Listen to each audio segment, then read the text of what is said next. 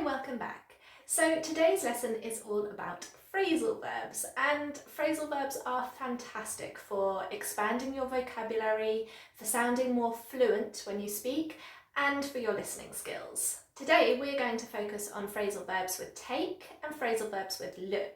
Now there are lots of phrasal verbs with take and look, so obviously we're not covering them all in this lesson, that would be impossible, but I am going to pick out a few common ones, and these are also ones that often get mixed up, okay? So I hear mistakes with these ones and I just want to get rid of any confusion so that you know exactly how to use them. Now at the end of this lesson, I'm going to give you a little quiz so that you can test yourself and see if you now know how to use them properly. So stick around for that quiz at the end. Let's start with take after somebody. Okay, now first of all, one of the lovely things about phrasal verbs is the connected speech. So take ends in a consonant sound and after begins with a vowel sound, so you're going to link those together. Take after, take after. Okay, can you hear how that links together? And that's one of the tricky things with listening, but the more you practice these phrasal verbs, the more you'll realise that that's what somebody is saying, those two words together, take after. So what does it mean to take after somebody? Well, it means that you resemble somebody either in looks or in personality, but it must be an older member of the family. Okay, so for example, I could say, Jessica has blonde hair and blue eyes. She takes after her mum. Okay, and could you hear how that linked together? She takes after her mum. So that's if it's looks, and now here's an example for personality. Jonah's a very shy, thoughtful boy. He takes after his dad in that way.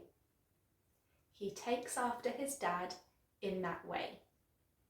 So what I'd really love you to do now is to just pause this video for a moment and write down two sentences. Who do you take after in your family in looks, and who do you take after in personality? So remember, it must be an older member of your family, and it could be your mum, your dad, or even your grandparents. If you write down your own example that's true for you, it will stick in your head, okay? So that's a great way to learn new vocabulary, make a personalised example. Okay, so that was take after. I hope you've got an example for that now. The next one we're going to talk about is take care of. Take care of means to be responsible for something or somebody. So for example, my husband takes care of all of the housework and I take care of the paperwork. Or another example might be, could you take care of our cat while we're on holiday? Okay, so really nice to use in a question like that. Could you take care of our cat while we're on holiday? So the housework, the paperwork, the cat, they're all that person's responsibility. So that's how we can use take care of. Then we've got look after, and again we've got that consonant sound followed by a vowel sound, so it links together, look after. And this is really where the confusion starts, because look after somebody or something is pretty much exactly the same as take care of somebody or something. So one example might be, can you look after my son this afternoon? I've got a doctor's appointment. Can you look after my son this afternoon? So we've got take care of and look after, both meaning to be responsible for something. Okay, so that can get a little bit confusing. Those are the same, but don't confuse look after with look for. And I hear that mistake sometimes. Look for is searching for something. Okay, so that might be, I'm looking for my glasses. Have you seen them anywhere? Okay, or can you help me look for my car keys? Look for, searching for something. You can see why this gets a bit confusing, hey? They all sound a little bit similar and it's easy to mix them up. So make your own examples, as I said, so that you can stick those in your head. And then, just to add to the confusion, we've got look like. Okay, and look like means to resemble somebody, but only in appearance, okay? Remember at the beginning of this lesson, we had take after, and that was to be similar to somebody in appearance or personality. But look like is only to do with appearance, and it doesn't need to be an older member of your family. It could be anybody.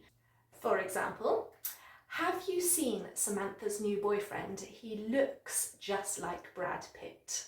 Okay, he looks like Brad Pitt. That would be nice, hey? Or Tina looks exactly like her sister. Okay, so you've got a similar appearance to somebody else, but it could be anybody. It could be a celebrity. It could be another member of your family. It could just be somebody else that you know. Oh, you look just like my neighbour. So that one is look like. And again, I encourage you to pause this video and make your own example, okay? Now, it's really important with look like that it's followed by a noun. So if you listen to those examples I gave you before, we had look like Brad Pitt, look like her sister, look like a neighbour. Those are all nouns. But if you want to use an adjective, then you're just going to use look without the like. And I hear a lot of mistakes with this. People might say, oh, you look like sad today, or oh, I can't believe that you're 50 years old. You look like younger. Okay, I hear that mistake, but take away that like. It should just be, oh, you look sad today, or you look younger than 50, okay? So when you've got an adjective or a comparative adjective, take away the like, just look plus the adjective. So as I said at the beginning of the lesson, there are lots more phrasal verbs with take and look, but those are some really common ones. And if you can master those and not mix them up anymore, then that's going to be a fantastic step for your English. Now, I promised you a little quiz, so it's going to appear on your screen now. Okay, and what I want you to do is have a look at those sentences, figure out what the missing phrasal verbs are. In some of them, there's more than one option. And then I want you to leave your answer in the comments below this video, okay? And then I'm going to check them for you. So good luck. You've watched this video, you've made your own examples. I know that you can do this quiz. Leave your answer in the comments below. And if you like phrasal verbs, I've got a whole blog post on my website with lots more for you. So I will leave the link for that below this video. Thank you so much for joining me today. I love working with you to improve your English, and I will see you in the next lesson.